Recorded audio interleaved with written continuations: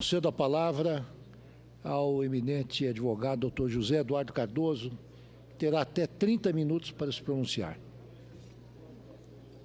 Excelentíssimo senhor presidente do Supremo Tribunal Federal, Ricardo Lewandowski, excelentíssimo senhor presidente do Senado Federal, Renan Calheiros, senhores senadores, senhoras senadoras, querido amigo e ex-adverso professor Miguel Reale Júnior, demais membros da defesa, senhoras e senhores.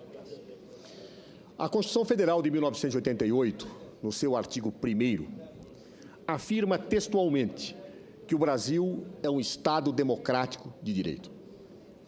E, ao assim fazê-lo, deixa claro que nós vivemos sob o império da lei, ao mesmo tempo que vivemos sob o império da democracia.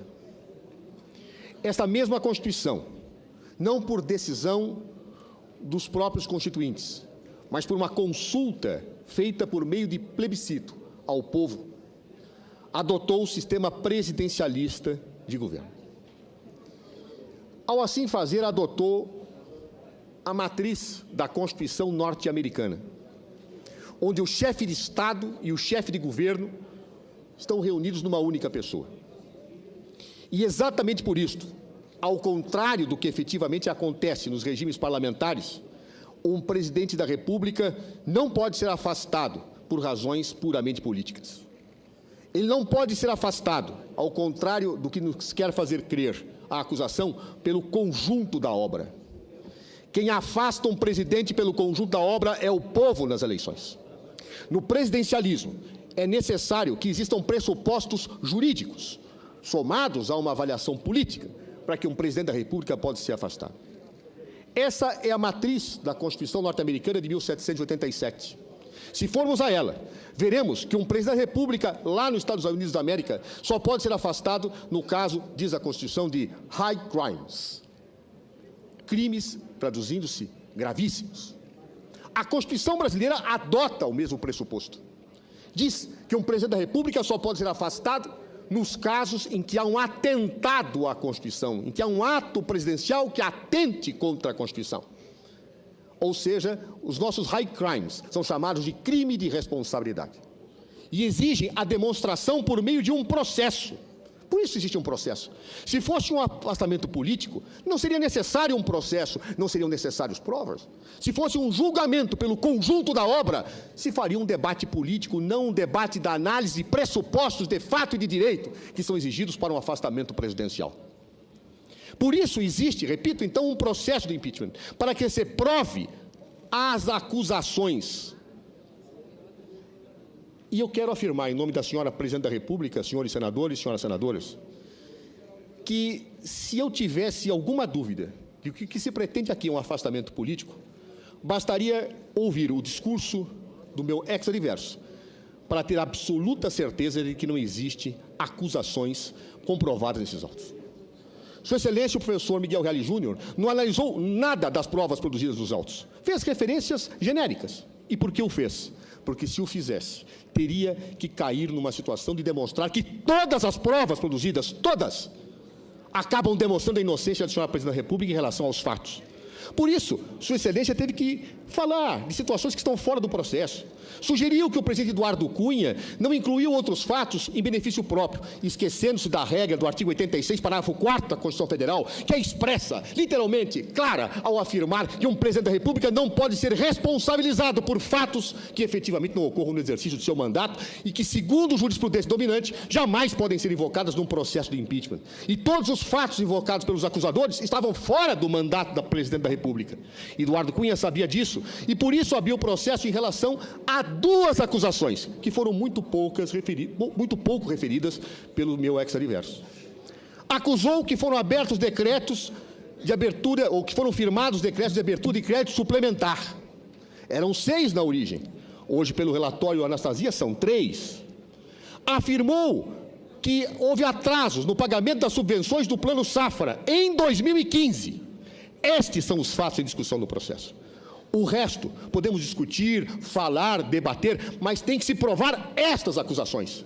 Num processo se discute, se prova, se demonstra a procedência ou improcedência do objeto da acusação. e não do conjunto da obra, e não de outros fatos. Isso é uma apreciação política que se pode fazer, mas uma vez demonstrados os fatos, esse é o objeto do processo. Quando um acusador foge desse debate, é porque seguramente algo está frágil no seu raciocínio, na sua acusação. E o professor Miguel Reale Júnior é um dos melhores penalistas do Brasil. Por que ele fugiu desse debate? Porque não poderia enfrentar. O senador Anastasia o enfrentou no relatório, mas o fez, sinceramente, dominado, como já disse, pela paixão partidária. Sua Excelência, e basta ler o relatório, e sei que Vossa Excelência o leram, basta ler o relatório para ver que o nobre relator trunca testemunhas, cita pareceres da AGU, que não dizem o que ele diz que cita, e até, presidente Lewandowski, o meu querido e saudoso Eli Lopes Meirelles é saudado pelo relator, lembrado, modificando-se o que ele disse. Reproduz um texto e se conclui outra coisa que ele não fala.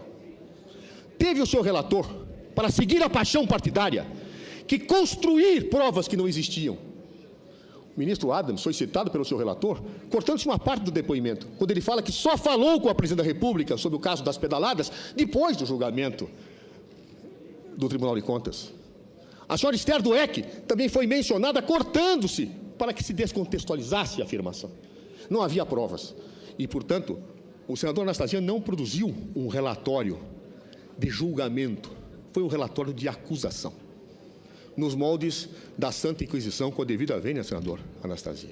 Vossa Excelência agiu como um torquemada, pinçando provas, dando aparência de legitimação de uma situação que efetivamente não remonta à clareza e à evidência das provas que estão ali colocadas. Quem assistiu às sessões da Comissão Especial sabe do que eu estou dizendo. Nenhuma prova foi produzida a aprovar nenhuma das duas acusações.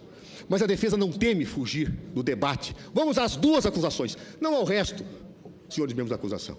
O resto nós debatemos nas urnas, nos palanques. Vamos às acusações, que são as razões que são invocadas no presidencialismo para o afastamento da senhora Presidente da República. Primeira acusação: 3 decretos de abertura de crédito suplementar. Qual é a tese? Já que a acusação não expõe, eu exponho.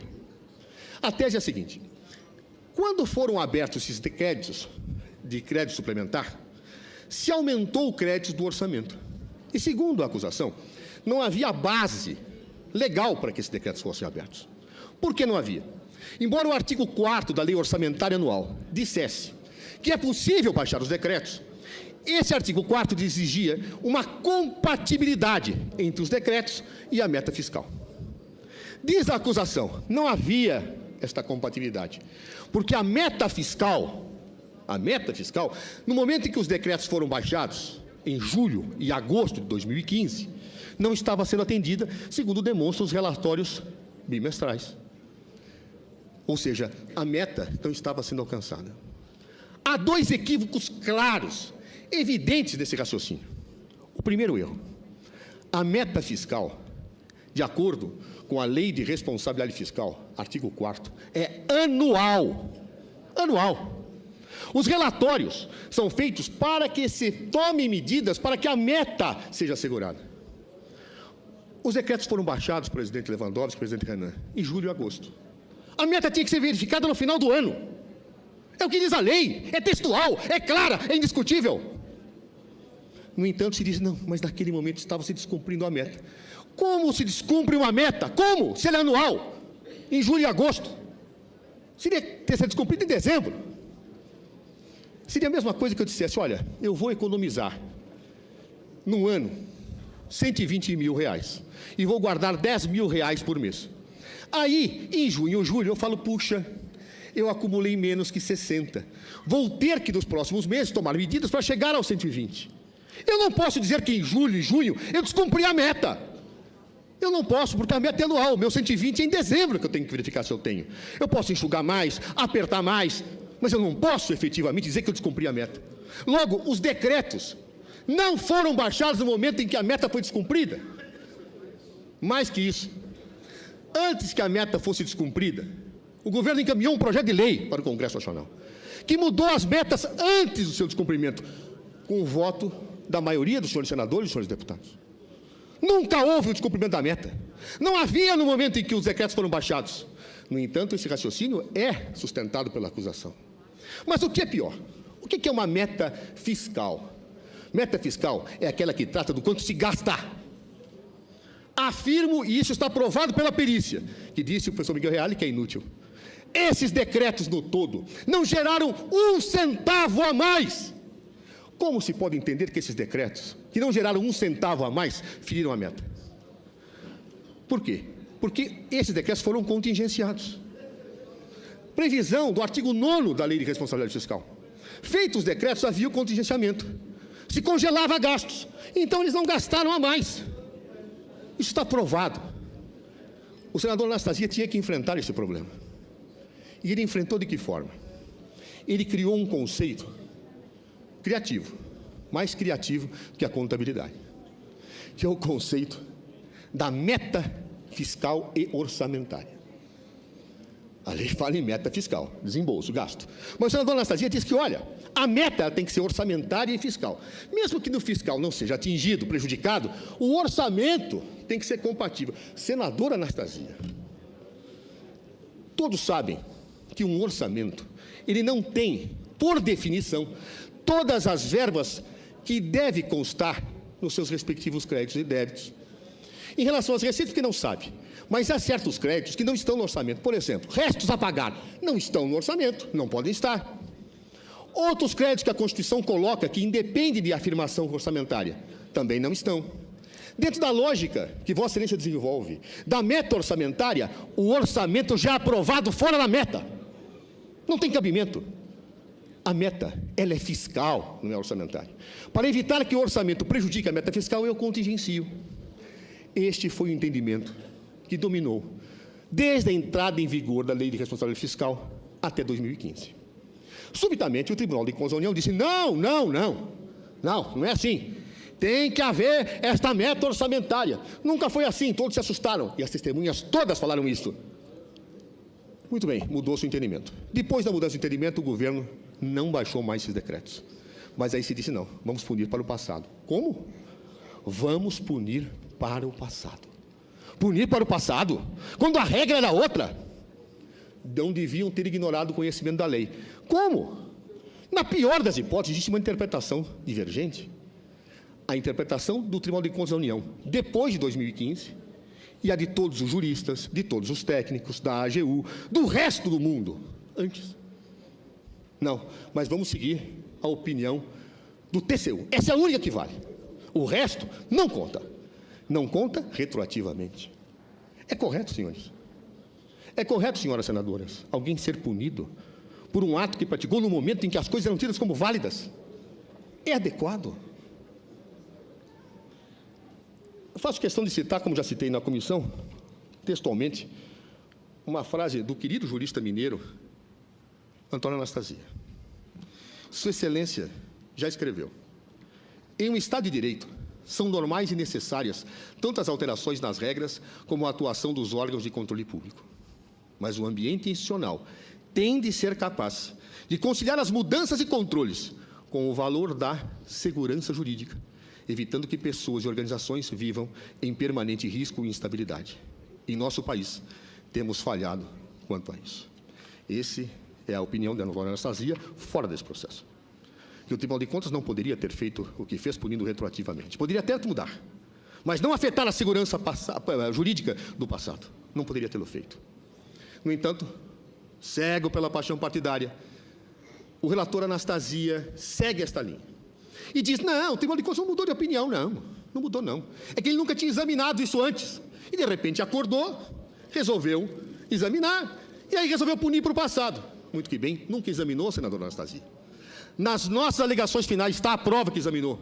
Em 2001, no governo Fernando Henrique Cardoso, que baixou decretos exatamente iguais àqueles baixados pela presidenta Dilma Rousseff. Exatamente iguais. O tribunal se refere a eles, dizendo, olha, temos que melhorar o planejamento, e não rejeita as contas. Em todos os pareceres de contas, existe um quadro em que se analisa os créditos suplementares. Todos, e Vossa Excelência viu isso, todos.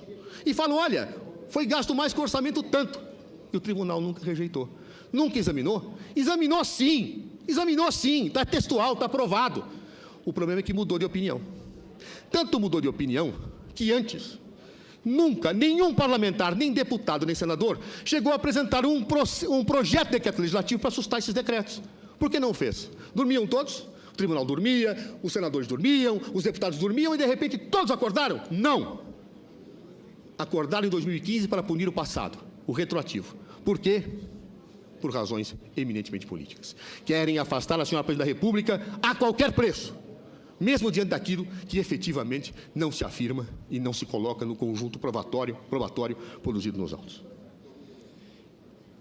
Também quero observar, Vossas Excelências, que na tentativa de demonstrar que os decretos geraram algum gasto, embora entendendo que isso não era necessário, ele até diz, em homenagem à defesa, porque acho que o mero descompasso formal entre o orçamento e a meta já leva a uma barbaridade, a um crime. Descompasso formal, não real. Ele diz, não, mas os decretos implicaram sim em gastos. E junta às páginas 102 do relatório, senadora Anastasia, uma tabela dada pela SOF, do governo federal. Essa tabela soma todo aquilo que foi remanejado financeiramente pelos decretos. Ele diz, está vendo?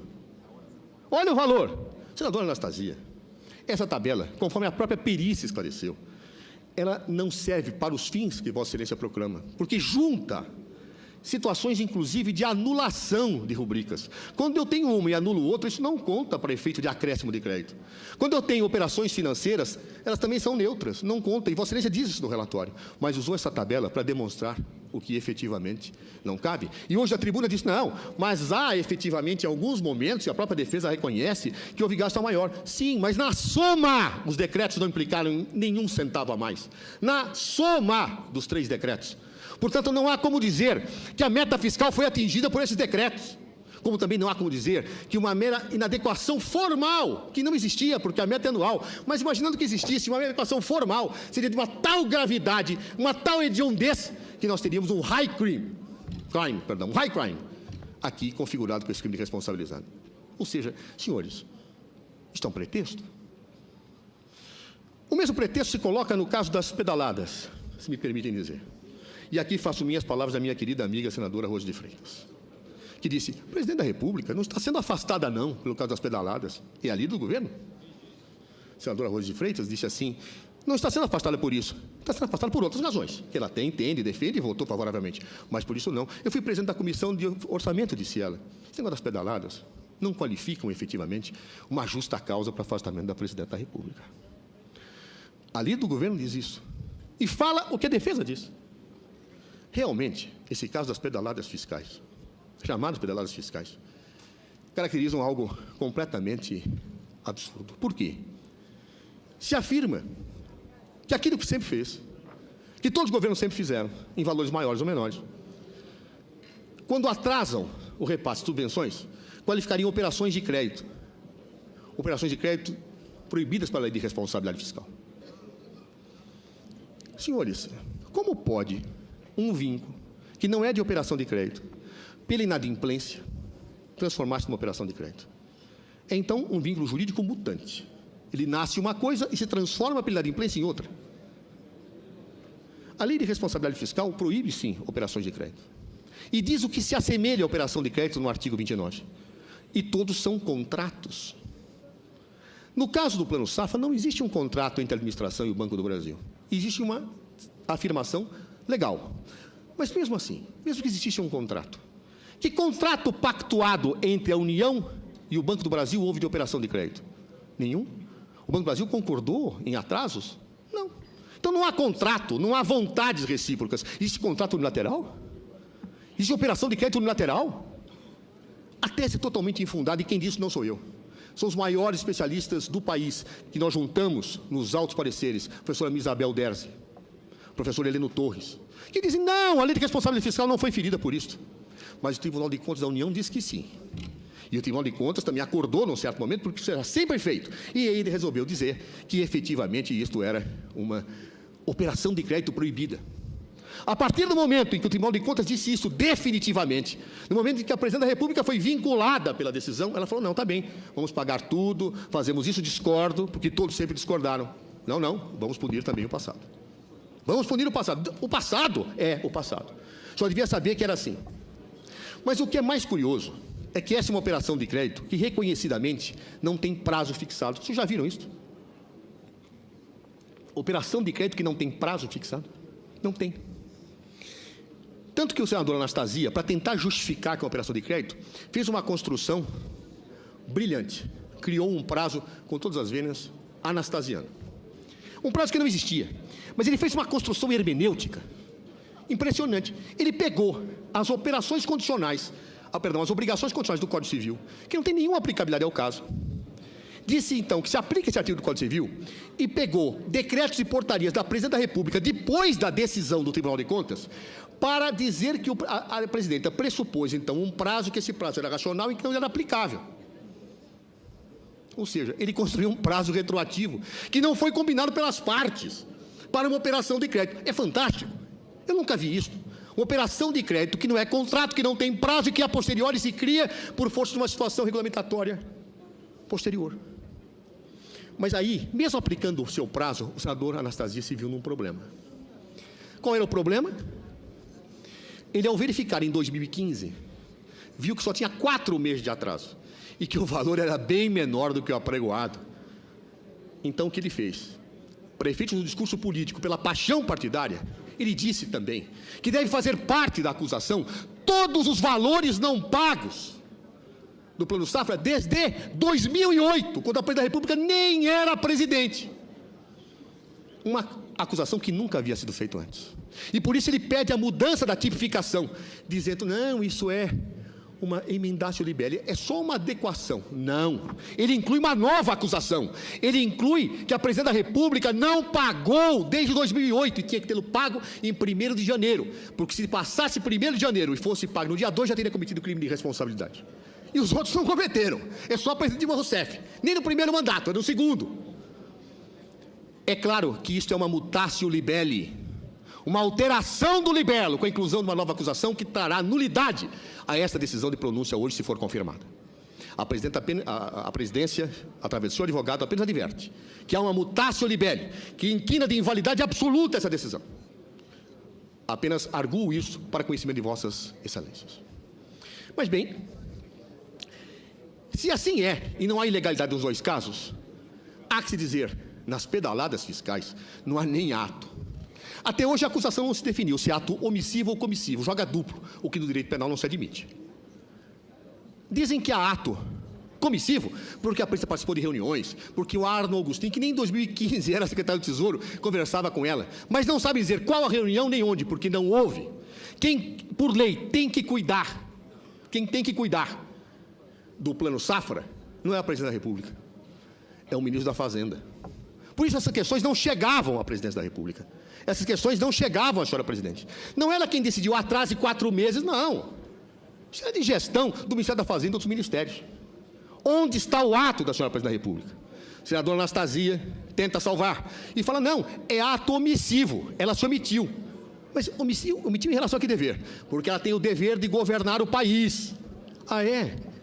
Então, qualquer coisa que ocorra no país em relação a direito financeiro, como disse a senadora Anastasia, o presidente tem que ser imputado? Cuidado, chefes de poderes.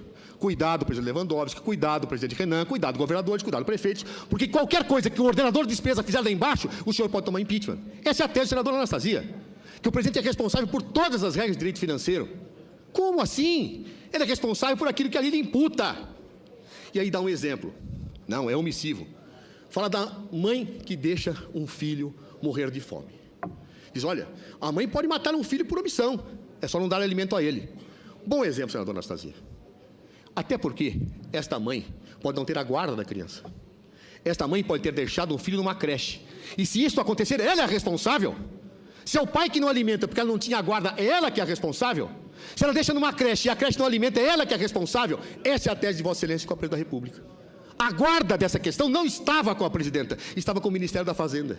E mesmo que ilegalmente fosse firmado qualquer situação, a criança que morreu de fome não teve, segundo prova dos autos, da perícia e de tudo, qualquer intervenção possível e factível da Presidente da República. Não há nenhuma prova efetiva de que a senhora Presidente da República teve ciência disso.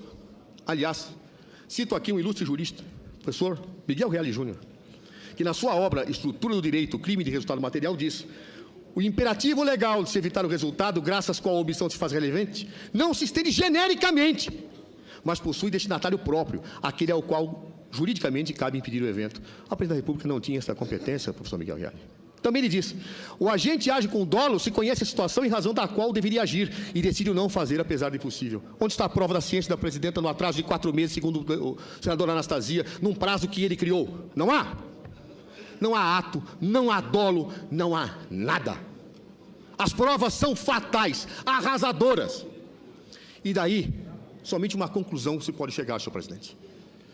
Quer-se utilizar pretextos para afastar a senhora Presidente da República por razões políticas. E a Constituição não comporta pretextos. No presidencialismo, não. No parlamentarismo, se afasta por razões políticas. Não se afasta ninguém no presidencialismo por perda de maioria parlamentar.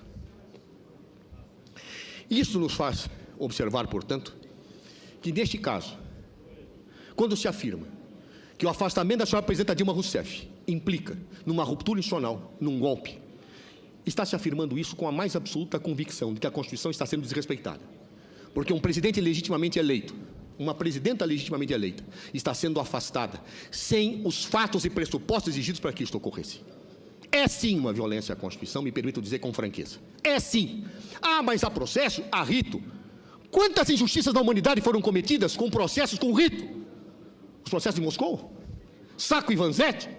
Quantos os senhores querem que eu cite? Que os ritos processuais foram respeitados, mas a violência foi praticada porque os juízes que seguiram os ritos, mas não a substância. Não há forma sem substância. Não há processo legítimo só com rito. Com acusações como essa, não há processo legítimo. Há ruptura constitucional, há ofensa institucional, há desrespeito democrático aos eleitores de Dilma Rousseff. E é por isso que o mundo todo hoje, desde o intelectual como Habermas, a senadores franceses, a parlamentares americanos, a candidatos americanos que disputaram as eleições, dizem: cuidado com o que está acontecendo no Brasil, a institucionalidade está sendo desrespeitada. O mundo inteiro percebe isso, que é, na verdade, um pretexto que está se utilizando para afastar a Presidente da República. E por que um pretexto? Uniram-se duas confluências. E por isso nós defendemos o desvio de poder nesse processo, que o vicia.